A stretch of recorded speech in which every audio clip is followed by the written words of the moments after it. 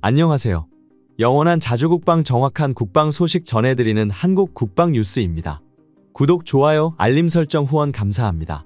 미국 바이든 대통령이 미국이 제공한 장거리 미사일로 우크라이나가 러시아 영토를 직접 타격해도 된다는 승인을 내렸다고 뉴욕타임스가 보도했습니다. 당국자들은 이번 결정이 북한군을 이 지역에 투입한 데 대한 대응 조치라고 설명하였으며, 관계자들은 북한군이 공격에 취약한 상태라는 걸 확인시키고 더 이상 병력을 보내지 말라는 메시지를 보냈다고 설명했습니다. 지금까지 미국은 러시아 영토에 사거리 80km 로켓만 사용하도록 승인해왔으며, 사거리가 300km가 넘는 에이테크스는 쓰지 못하도록 막아왔습니다. 그렇기에 이번 결정은 우크라이나에게는 굉장한 희소식인데요. 미국 측은 이번 결정으로 전황이 크게 바뀌지는 않겠지만 북한의 이번 개입에 대해서 상당한 대가를 치르게 만들 것이라고 언급했습니다. 이제 1000일차까지 온 러시아 우크라이나 전쟁은 현재 방산업계의 판도를 흔들고 있습니다. 이번 미국의 결정에 우크라이나가 촉각을 곤두세우는 것만 보더라도 자주국방이 얼마나 중요한지, 자국산 미사일 보유가 국가안보에 어떠한 영향을 미치는지 알 수 있습니다. 대한민국은 북한이라는 눈앞의 적과 북한과 긴밀하게 연계된 중국, 러시아 등의 주변 강국으로부터 스스로를 보호해야만 하는 입장인데요. 이로 인해 미사일 전력에 큰 투자를 서슴지 않고 있습니다. 대한민국은 최근 한국의 고위력 현무탄도미사일 신형 현무5를 세계에 공개하며 최강의 탄도미사일을 가진 국가라는 것을 확인시켰습니다. 현무5는 탄도미사일의 상식을 깨버린 문자 그대로 괴물 미사일인데요. 국회 국방위원회 국방부 국정감사에서 드러난 재원은 그야말로 충격이었고, 10월 1일 국군의 날을 공개된 인물은 공포 그 자체였습니다. 신형 현무는 길이 20m, 직경 1.6m, 발사 중량 36톤의 대형 미사일입니다. 일단 추진체의 추력이 무려 75톤 포스에 달하는데, 러시아가 세계 최강의 전술탄도 미사일이라고 선전하고 있는 이스칸데르가 길이 7.3m, 발사 중량 4톤인 것을 감안하면 이는 일반적인 전술탄도 미사일들과 비교할 물건이 아니라는 것을 알 수 있습니다. 오히려 대륙간 탄도 미사일과 비교들만 하다는 것입니다. 많은 분들이 대한민국 현무5 미사일의 위력에 감탄하는 한편, 현무4와 현무5 일만향탄설을 주장하며 자국산 포는 얼마를 보관해도 모자라다고 주장했습니다. 실제로 대한민국은 다양한 포를 축적하고 있으며, 이로 인해 이번 우크라이나 전쟁에서도 지원 요청을 수차례 받아왔습니다. 사실상 세계에서 대한민국만큼 많은 포를 축적한 곳은 없기 때문입니다. 또한 미국 대선에서 트럼프 대통령이 당선되며 한국의 핵무장화론에 대한 언급이 거세게 일어나고 있지만, 이뿐만 아니라 대한민국은 재래식 미사일까지 완벽히 구축하여 세계 어느 나라가 한국을 침범하더라도 그 나라를 쑥대밭으로 만들어 최소한 동기여지는 하겠다는 각오를 보이고 있습니다. 특히 한국의 탄두는 북한을 향하고 있으며, 그 너머에서 한국을 노리는 중국과 러시아 역시 대한민국의 군사력을 간과할 수 있습니다. 현재 개발된 미사일인 현무5만 보더라도 그 위력은 놀라운데요.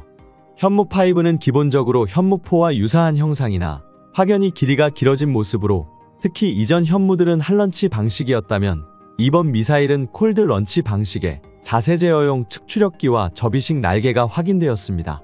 콜드 런치 특성상 붉은 화염에 보이지 않는 모습이 인상적이었는데, 이는 향후 수상함과 잠수함 탑재를 염두에 두고 개발한 것으로, 콜드 런치는 강력한 엔진의 출력으로 발사대가 손상될 위험이 적기 때문입니다. 또한 현무4와 비교해보면 2.5톤이었던 탄두 중량이 9톤으로 대폭 늘었고, 총 중량은 무려 36톤에 달합니다. 통상적으로 미국, 중국, 러시아의 탄도미사일의 탄두가 1톤 안팎이라는 점을 감안하면 상식에서 벗어난 정말 괴물에 걸맞는 고위력을 갖고 있음을 알 수 있습니다.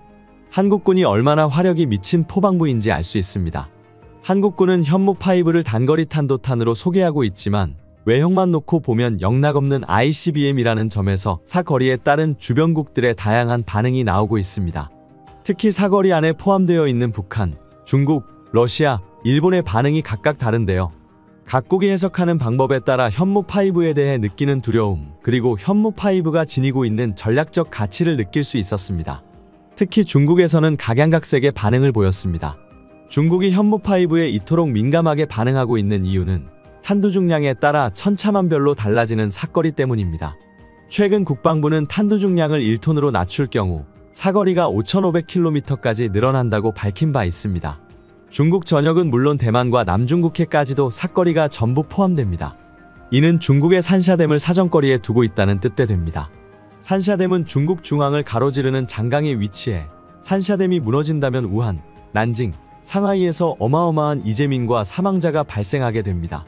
제네바 협약에 따라 전쟁 시 댐을 공격하게 되면 중대한 전쟁 범죄를 저지르는 것으로 규명되지만 만약의 상황에서 중국이 한국에 큰 위해를 가한다면 한국은 동기여진의 각오로 중국을 폭격할 수 있게 된다는 것입니다.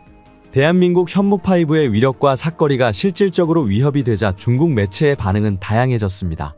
중국 일부 여론은 현무5를 비하하는 한편 일각에서는 대한민국 현무5에 대해 우려하는 목소리를 내었습니다.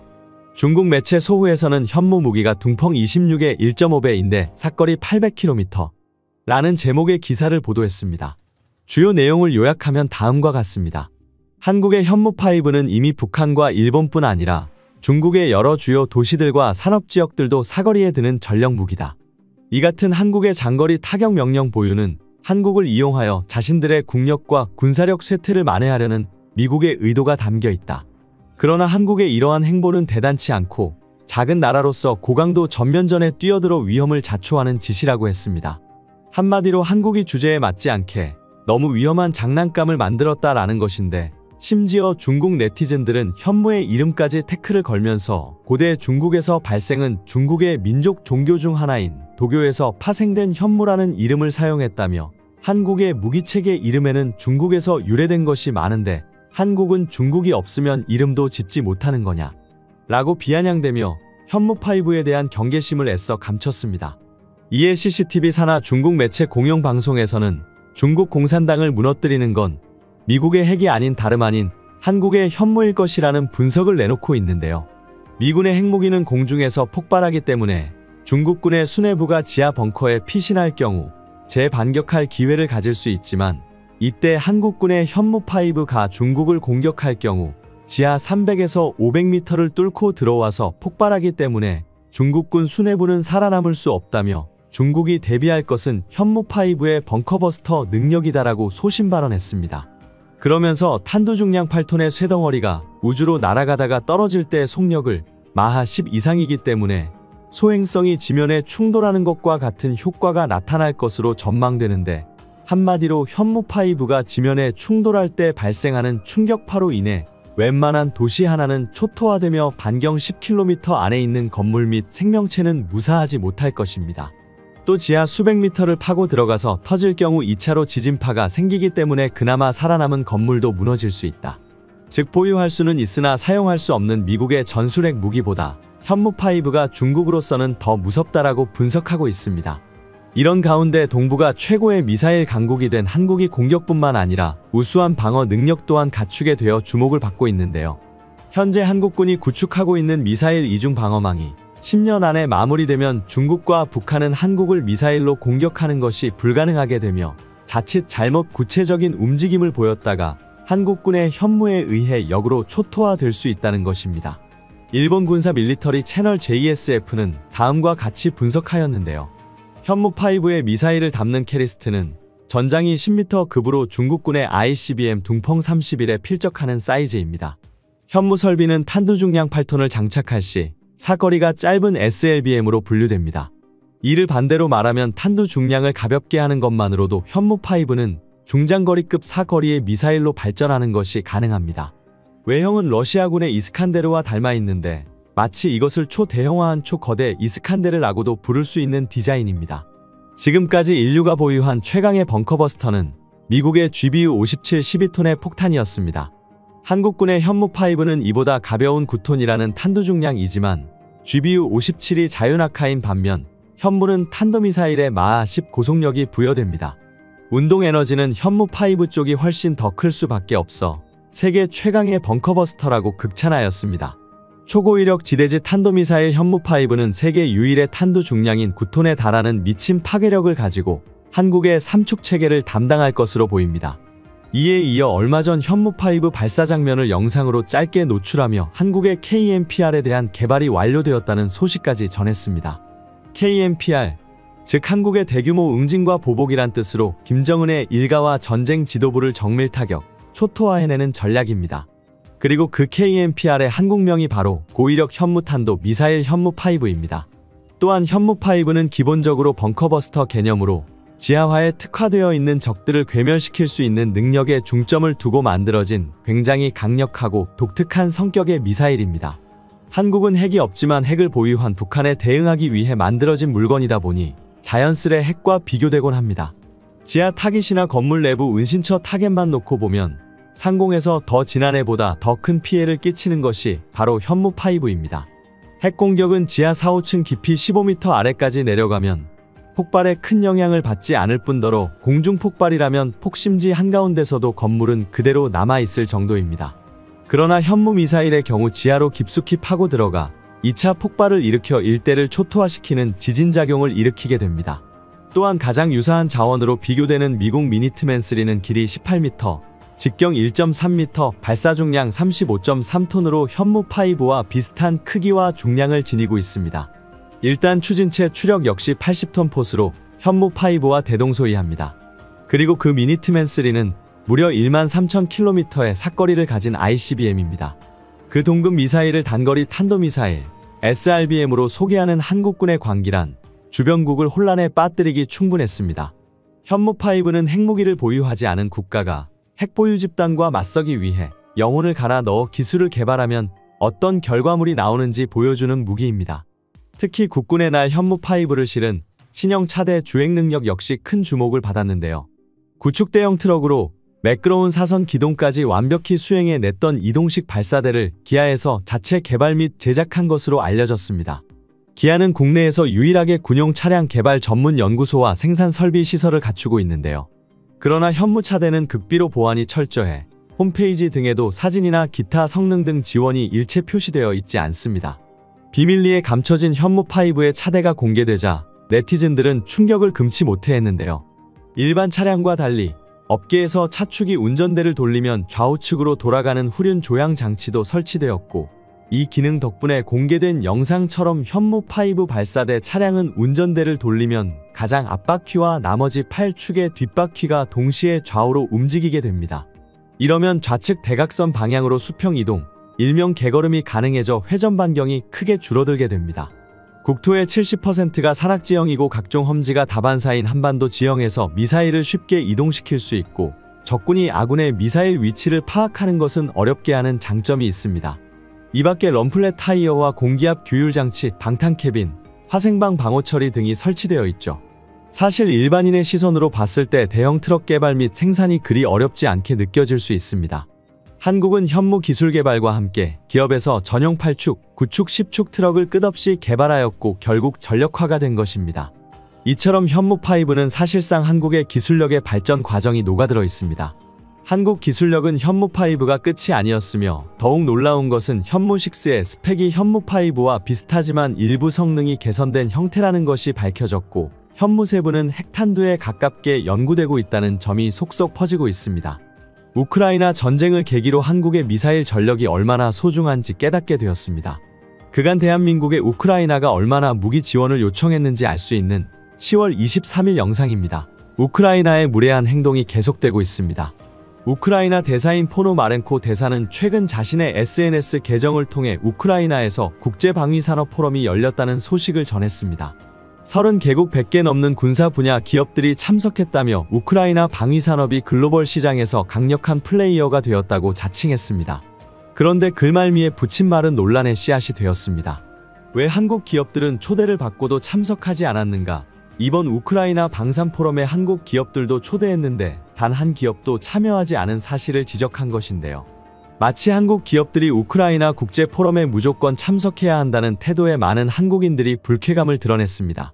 무조건 참석해야 행사도 아니고 게다가 너무 전쟁이 지속되는 가운데 한국 기업이 참여하는 것은 정치적인 부담이 될 수 있습니다.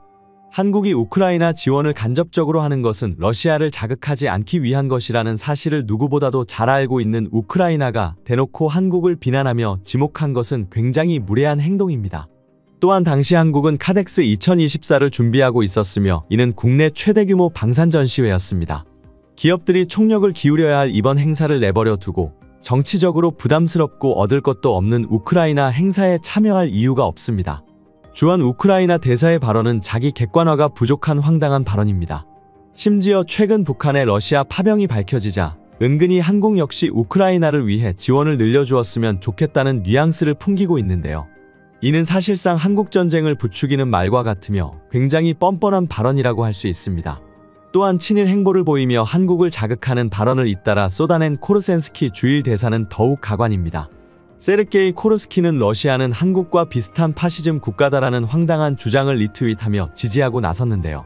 뿐만 아니라 공식 SNS를 통해 혐오 발언을 퍼뜨리고 일본 전범들이 있는 야스쿠니 신사를 직접 찾아가 참배하며 조국을 위해 목숨을 잃은 이들을 애도한다는 글을 올리기도 했습니다. 야스쿠니 신사는 도조 히데키 등 일본의 A급 전범 14명이 모셔져 있는 신사로 일본 제국주의의 상징이라 할 수 있는 장소입니다. 러시아의 침략 전쟁을 비난하며 국제사회에 도움을 요청한 우크라이나 대사가 전범을 옹호한다는 게 어이없습니다. 더 웃긴 것은 일본의 전쟁 범죄를 옹호하면서 뻔뻔하게도 한국에게 도움을 요청하고 있다는 것입니다. 그는 한국의 공식 항의에도 여전히 편중된 친일 행보를 걷고 있습니다. 일본 방위성이 올린 지도를 자신의 SNS에 게재하며 독도에 대한 잘못된 인식을 퍼뜨리기도 했는데요. 이 트윗에는 독도를 분쟁지역으로 규정하는 일본의 일방적인 주장만 담고 있습니다. 러시아가 지배한 크림반도를 러시아 땅이라고 트윗한다면 우크라이나 입장에서는 반발할 텐데 정작 자신들은 한국에게 말도 안 되는 행동을 하고 있다는 것을 모르는 듯합니다. 그런데 이들이 대놓고 일본을 옹호하는 것은 일본이 우크라이나에 대규모 경제 지원을 약속했기 때문입니다. 올해 초 일본은 우크라이나 재건을 위해 1,400억 원에 해당하는 비용을 무상으로 지원하겠다고 발표했습니다. 기시다 후미오 전 총리와 데니스 슈 미하일 우크라이나 총리가 모여 우크라이나 재건 지원 방안에 대해 협의를 마쳤습니다. 또한 외교적으로도 러시아의 행동을 비난하며 우크라이나를 전 세계가 지지해야 한다고 말하며 우크라이나 보호를 천명했습니다. 다른 국가들과는 달리 전폭적인 지지를 보였죠. 일본이 러시아와 맺은 사할린 유전 관련 사업을 위태롭게 하는 행동임에도 불구하고 미국을 따라 우크라이나를 지지하며 러시아를 버리는 행보를 보인 것입니다. 물론 이로 인해 우크라이나는 일본을 열렬히 지지할 만합니다. 하지만 불확실한 약속만을 믿고 한국을 등진다는 것은 이해되지 않는 판단입니다. 영국 일간지 텔레그래프는 러시아 침공 이후 12개국의 우크라이나 지원 정도를 조사했습니다. 1에서 4점 점수 분포에서 한국은 2점대를 기록했습니다. 1점은 가장 낮은 지원을 한 국가, 4점은 전폭적인 지지를 한 국가를 의미합니다. 한국은 러시아와의 관계 때문에 우크라이나 지원에 있어 소극적일 수밖에 없어 전체 순위는 27위에 그쳤습니다.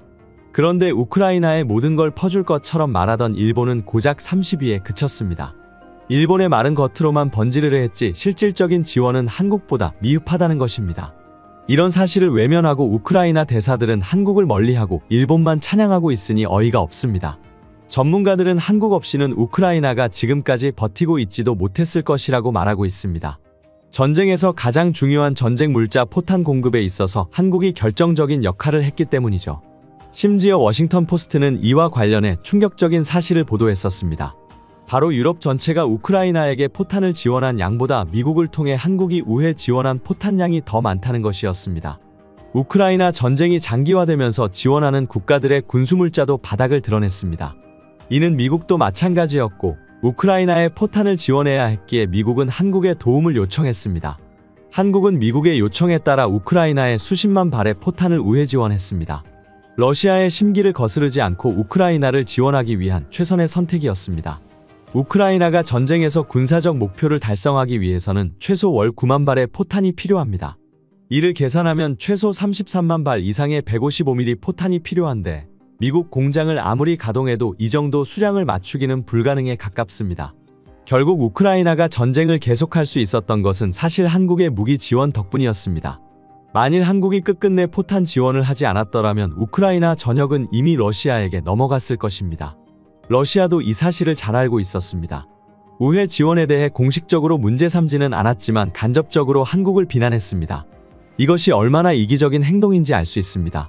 심지어 한국이 본격적으로 우크라이나에 살상 무기를 지원하겠다는 의사를 밝히자 러시아는 즉각 성명을 발표하며 강경 대응을 했습니다. 한국의 무기가 우크라이나에 직접적으로 흘러들어간다면 러시아는 전쟁에서 승리할 수 없다는 판단을 했기 때문입니다. 러시아 입장에서는 도저히 용납할 수 없는 상황이었을 것입니다. 러시아 외무부 대변인 마리아 자루바가 한국의 무기 수출 현황을 예의주시하겠다고 언급한 것도 러시아가 한국의 무기 수출에 대해 두려움을 느끼고 있음을 보여주는 발언이라고 해석할 수 있습니다. 이런 상황에서 우크라이나는 오히려 한국을 무시하며 한국의 무기 지원을 마치 당연한 것처럼 여기는 태도를 보였습니다. 한국의 호의를 너무나도 당연하게 받아들이고 있다는 것입니다. 심지어 일본을 찬양하며 한국을 등지는 행동을 하는 것은 우리 입장에서 받아들이기 힘든데요. 그동안 러시아를 응징하기 위해 우크라이나를 지원했는데 우크라이나가 이렇게까지 한국을 무시하는 상황에서 굳이 계속 지원을 해야 하나 싶은 것입니다. 한국은 최근 105mm 포탄 지원에 대해 미국과 논의를 이어나가고 있었습니다. 처음엔 북한의 손을 잡은 러시아를 징벌하기 위해 우크라이나를 위한 지원을 아끼지 않겠다는 입장이었지만 최근 다시 지원을 검토하겠다고 말을 바꿔버렸습니다. 또한 한국수출입은행이 우크라이나 정부를 상대로 1320억 원을 대출하기로 한 결정에 대해서도 조금 더 생각해 보겠다고 하며 유보적인 태도를 보였습니다. 우크라이나 정부의 적극적인 협력을 약속했던 한국 EU가 지원을 철회하거나 유보적인 입장을 보이자 우크라이나 정부는 매우 당황했습니다. 한국 정부의 태도가 실제로 바뀌었음을 체감하게 된 것입니다. 일각에서는 이러한 상황이 잇따른 우크라이나의 외교적 실수로 초래된 것이라는 분석도 있습니다. 그동안 한국을 무기창고처럼 취급하고 몰상식한 외교 태도로 분노하게 만든 것에 대해 우크라이나가 반성할 필요가 있다는 지적이 나오고 있습니다. 한국은 무기의 우회 지원 수량을 줄이겠다고 통보하는 등 우크라이나 전쟁에서 빠지려는 모습을 보이고 있습니다. 한국이 빠져버리면 우크라이나 전쟁의 승리는 러시아가 가져갈 가능성이 커 보이죠. 한국의 마음을 돌리기 위해 우크라이나 대사가 다시 한국 정부를 찾아가 도움을 요청하는 등 뒤늦게 한국의 마음을 사려는 움직임을 보이고 있지만 이미 한국 정부의 마음은 떠난 것으로 보입니다. 지금까지 한국 국방 뉴스 시청해주셔서 감사합니다. 구독, 좋아요, 알림 설정 해두시면 언제나 좋은 소식 전해드리겠습니다. 즐거운 하루 보내세요.